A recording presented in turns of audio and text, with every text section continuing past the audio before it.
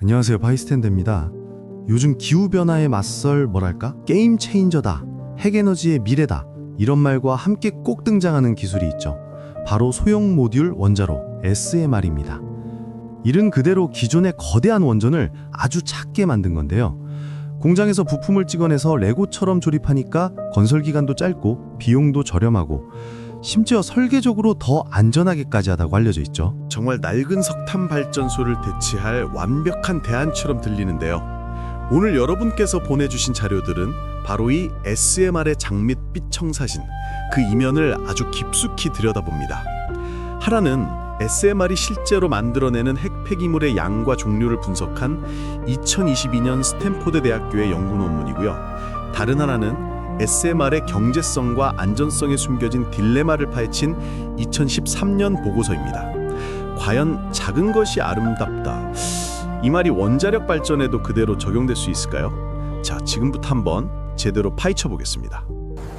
역시 가장 먼저 눈길을 끄는 건 경제성입니다. SMR의 가장 큰 장점으로 저렴하다는 점이 꼽히잖아요. 대형 원전 하나 짓는데 수십조 원씩 드는 것에 비하면 훨씬 감당 가능한 비용이다, 이렇게 홍보가 되죠. 그런데 자료를 보니까요, 이 감당 가능하다는 말이 꼭 비용 효율적이라는 뜻은 아니더라고요. 바로 SMR의 첫 번째 함정입니다. 규모의 경제라는 아주 기본적인 원칙 때문이죠. 발전소는 보통 크면 클수록, 그러니까 발전 용량이 클수록 전기 1kW를 생산하는 데 드는 비용, 발전 단가가 저렴해지거든요. SMR은 정반대죠. 같은 양의 전기를 만들 때 더 비싸다는 얘기입니다. 발전 단가가 기존 원전보다 비싸집니다. SMR 지자들은 대량 생산을 하면 건설 비용이 절감될 수 있다는 점을 강조합니다. 하지만 이것도 규제 완화가 있어야만 합니다. 예를 들면 발전소 운영 인력을 줄이거나 심지어 보안 요원 수를 줄이자는 주장까지 나온다고요.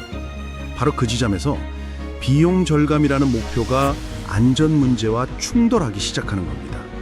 실제로 한 SMR 개발사는 자사 원자로에 필요한 보안 인력을 최대 80%까지 줄이는 것을 목표로 한다고 발표하기도 했어요.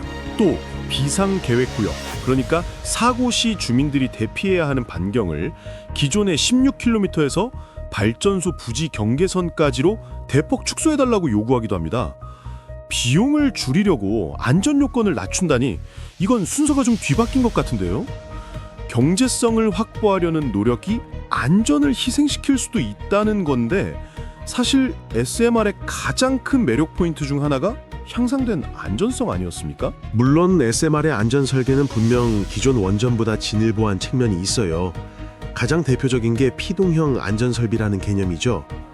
사고가 나서 전기가 모두 끊기는 최악의 상황에서도 사람의 개입이나 외부 동력 없이 오직 자연의 힘으로만 원자로를 식힐 수 있는 시스템을 말합니다. 그런데 이게 절대적으로 안전하다는 뜻은 또 아니라고요. SMR은 여러 개의 작은 원자로를 한 부지에 모아 짓는 다중 모듈 방식으로 운영되는데, 여기서 새로운 위험이 발생합니다.